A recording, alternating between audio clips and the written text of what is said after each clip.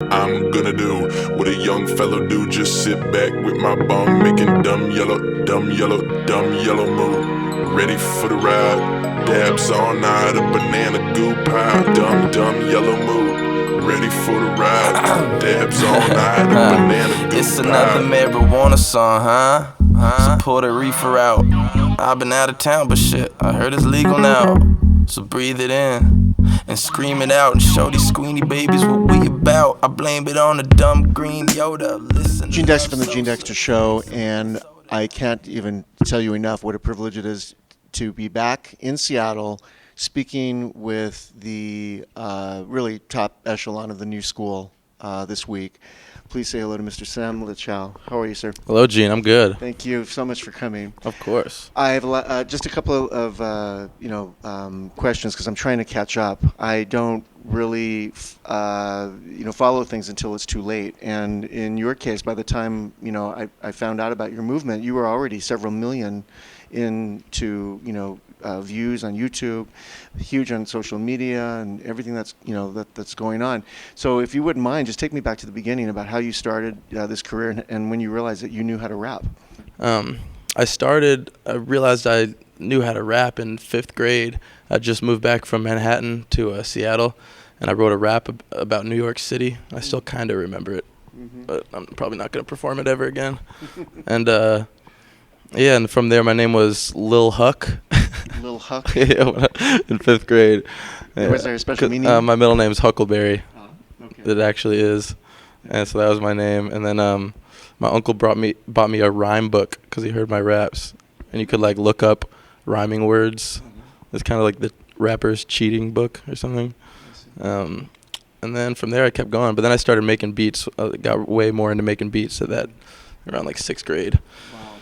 So from such an early age, there must have been some influence or something that happened that you were seeing or hearing. What was your influence to make it to get into this? I mean, when I was young, I was mainly just into the music my parents would play a lot of Bob Dylan, Cat Stevens, Simon and Garfunkel, stuff like that. So I was really into catchy pop melodies. So that's sort of the production that I started. My beats were always based around real, pop chords and simple melodies. And then rap it was probably Eminem that really got me in thinking that, loving rap and hip hop. So from there, was there a point when you really started taking it, seriously, or has it always been light and?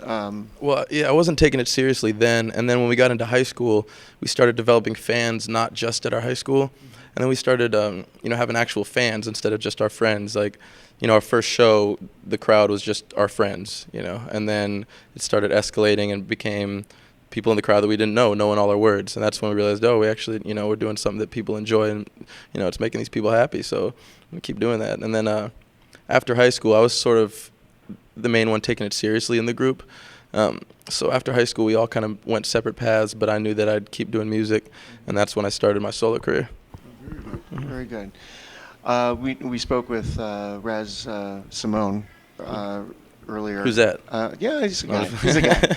No, we had a really serious interview, but I thought maybe I'd ask the same question, but maybe with just a little twist, and that is that you were already an entity and sort of a name brand when you joined forces with Raz, and I was just wondering what the spirit of that it was, or the motivation and the spark, that kind of created that affiliation. What happened? Yeah, I mean, I was doing my own thing for a while.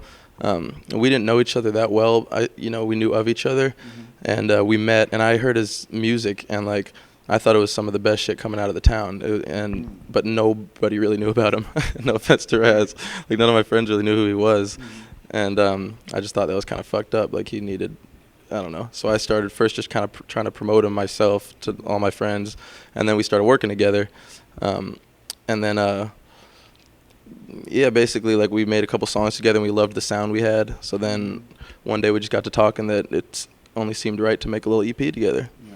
5 tracks, and it all went from there. But yeah, we were both doing our own thing for a while before we linked up. Yeah. Exactly. Well, now you guys, I mean, the pairing has just been unbelievable, and the shows keep getting bigger and bigger and bigger.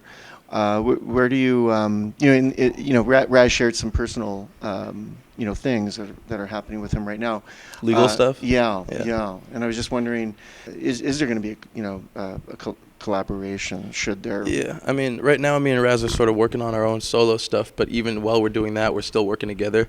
Like we kind of work with the same team, and so we go back and forth. Like I always know when he's gonna drop a video, and we try to correlate them and make sure that we don't drop one too close to each other. So, excuse me, pretty much this year we're gonna have some new shit every month. We're gonna keep the buzz going. I want to make sure that I have something new out online every single month, so it never starts dying down. Can you give me maybe just a little exclusive on the title of the next next thing? Right now I'm in the process. Like I've been talking to other rappers and other producers, and I love making albums. I love compiling full-bodied projects. That's what I love to do. But sometimes when I do that, there's songs on there that I love, but that don't get enough attention because they weren't dropped as singles. And whenever I drop a song as a single with a video to it, it gets way more attention than it would have if it was just another song on an album. So right now, I think I'm gonna take a break from albums and drop a new single with a video every month. And I do my own video production. And when I'm making a song, I'm thinking about the video, and that's where most of the entertainment lies. And that's what gets my music spreading, is mostly the videos. Okay. So every time I drop a new video, the buzz increases so much, almost more than with an album. So I think I'm gonna keep dropping singles with videos for at least a few more months, and then when the buzz is where I think it's ready, then I'll put an album out. Okay. Is there a title for the very next one that we can look forward to? Not yet. I have ideas, but see, this happens every single time. What happens? Every single time. I ask for just a little exclusive, and I gotta wait, just like you do. My next single is called King Lear.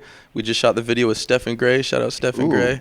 It was my first time working with the Red camera. The footage is beautiful. I just checked it out yesterday, and it's very different than my other videos. So look out for that. Wow. Well, what a privilege to talk with you today. What a privilege to talk with you, Gene. No, hey, I'm just a guy, trying to figure it out. I'm trying to stay on top of this. Seattle, I used to say how Seattle was undergoing a renaissance period. Well, scratch that. We are now in a full age of urban music enlightenment, and Sam Lachow is the leadership on that. So it's a cool scene, man. Yeah, it really, really is. Look out for him, and just again, thank you so much. Thank really you, Gene. Appreciate it. Appreciate it. Nice to finally meet you. Thank you. I'm dancing on the sofa. My favorite food is sushi, a side of edamame. My favorite group is Outkast. My favorite rapper is Andre. If I finished my career before my album was out, if my pants were up tight instead of sagged to the ground, if I never got expelled, then would my daddy be proud?